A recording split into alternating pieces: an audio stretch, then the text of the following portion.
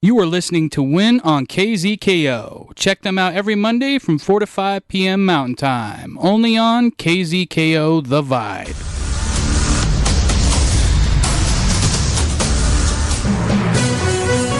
It's local. It's global. You are listening to Win World Local News. Win World Local News with Potter Smittss.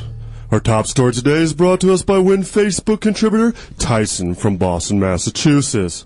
As a follow-up to last week's story where White House first family dog Bo attempted to commit suicide after hearing Barack Obama's horrible singing of the pop song Fancy in the Oval Office, a congressional hearing has indeed concluded that Mr. Obama's horrific voice and rendition of Fancy was due to an ISIS terrorist plot.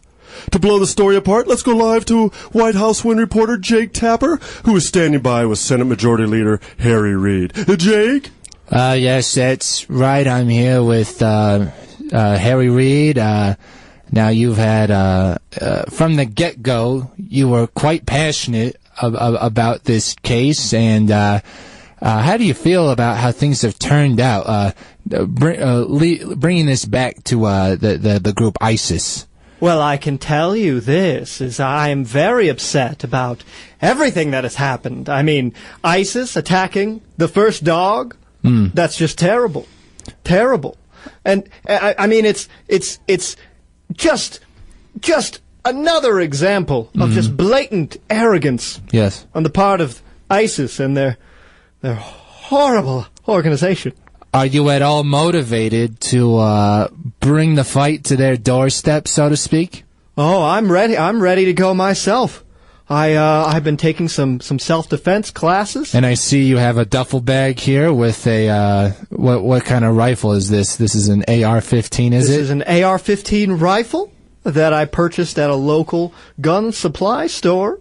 I also have nunchucks, and I also have varying camouflaged clothing, because I am ready for any situation to blend into my surroundings and strike at a moment's notice. Now, some of your fellow Congress people have said that you're taking this too far.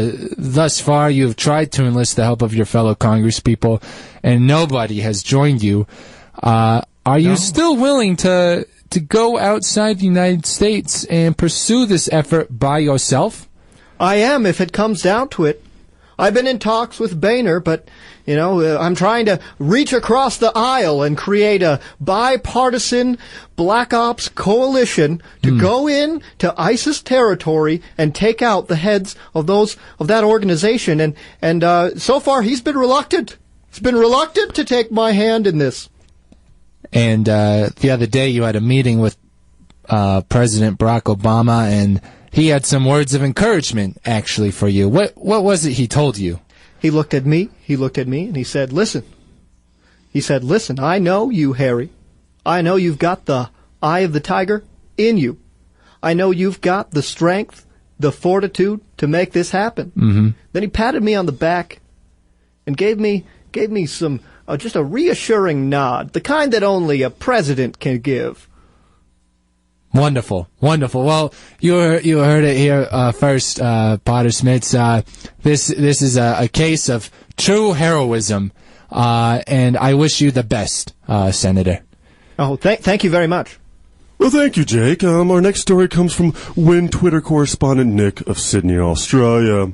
With the recent international controversy of Gammy, the surrogate Thai baby rejected from being given to an Australian couple, ranchers worldwide are wondering if Texas Longhorn cattle would make ideal surrogate parents for chimpanzees.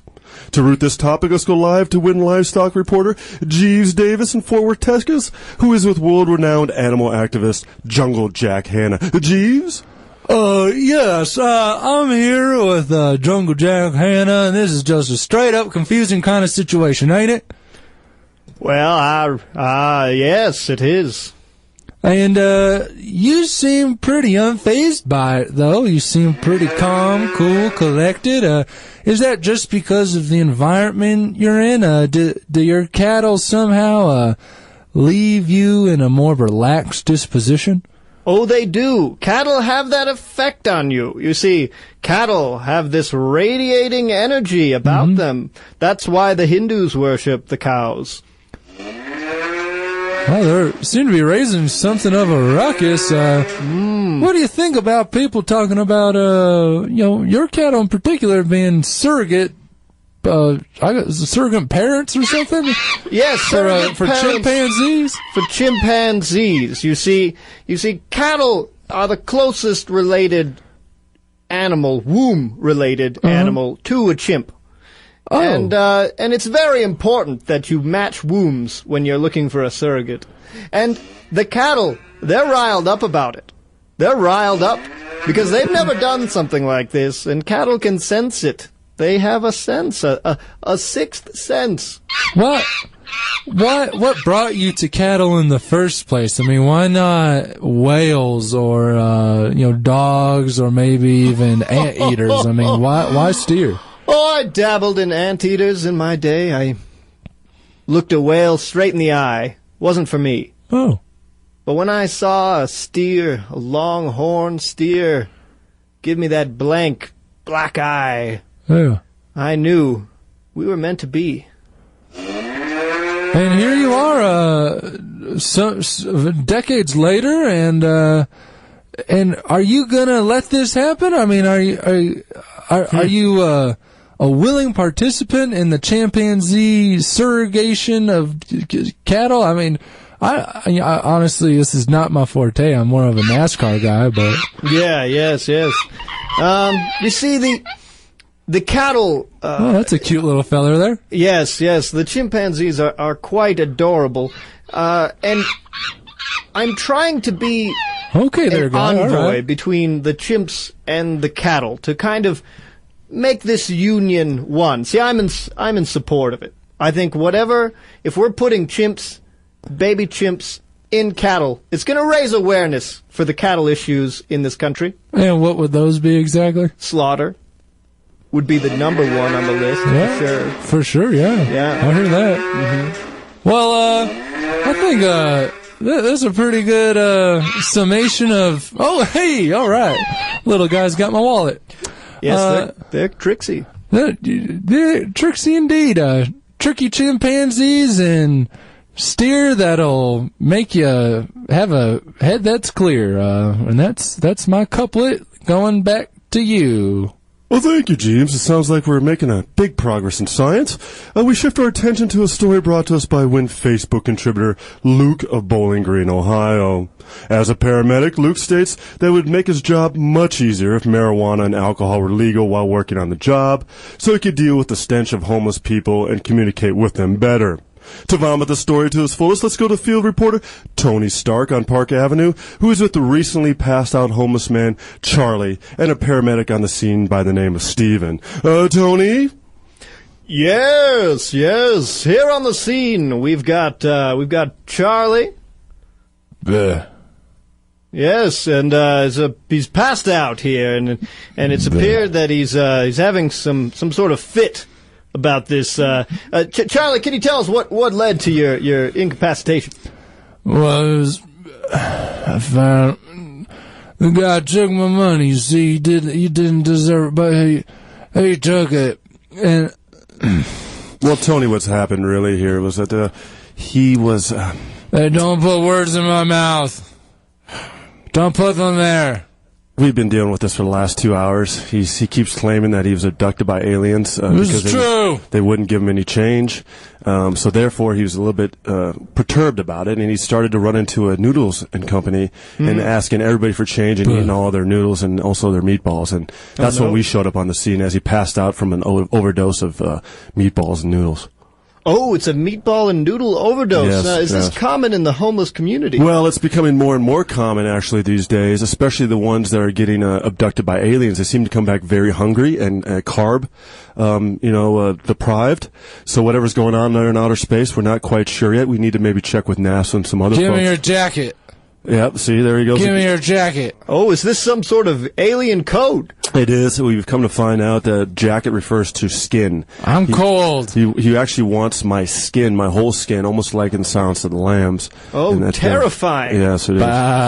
Yeah, and so, we're just going to have to deal with this here, and it's become an issue in Bowling Green like no other city in the United States. Do you believe that the aliens are targeting Bowling Green for some sort of strategic attack? It's strategic, all right. They got maps of the entire city, and they're putting flags on the top of buildings to know which ones they're going to hit up.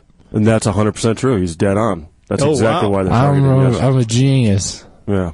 I'm a genius. This is frightful news. Good thing you're a newsman. Bring it, tell the world. Yes, Potter, there's been some crazy developments here. It seems like there's an alien attack on the nation. Have you seen my hat? It's a red beanie and it's got a green patch on it on the left side. Let me know. I called the phone booth at 16th and Evans.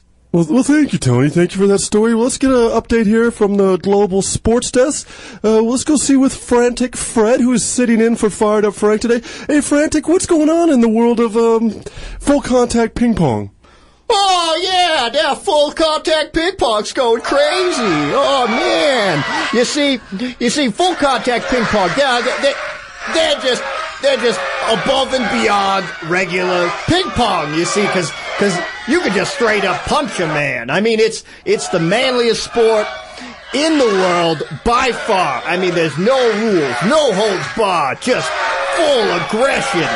I mean, there's very little strategy involved. It's just kind of like fighting, really. Well, that's great, Frantic. It does sound like maybe it should be another Olympic sport. Let's go over to the Global Weather Station and Daisy Rainmaker. What's going on planet Earth right now? Hello. Well, there's all sorts of weather on planet Earth, but right now I'm in Moscow. And it's very nice. People have been very friendly, and I don't know if there's something in the air besides a light mist. I'd put that at like 15% humidity. I don't know. I don't have a measuring stick with me right now, but I would definitely say that the weather here is on a scale of 1 to awesome. It is pleasant. Well, thank you, Daisy. Thank you for that enlightening information from Moscow. And, well, thank you all for tuning in for Win World Local News. I'm Potter Smittss. Good day, and stay tuned for Community Court next on the World Improv Network. Give the Wincast your suggestions via Facebook, Twitter, or the KZKO Win blog during the commercial break of a case that needs to be heard during Community Court. Next on KZKO. You are listening to Win on KZKO. Check them out every Monday from 4 to 5 p.m. Mountain Time. Only on KZKO The Vibe.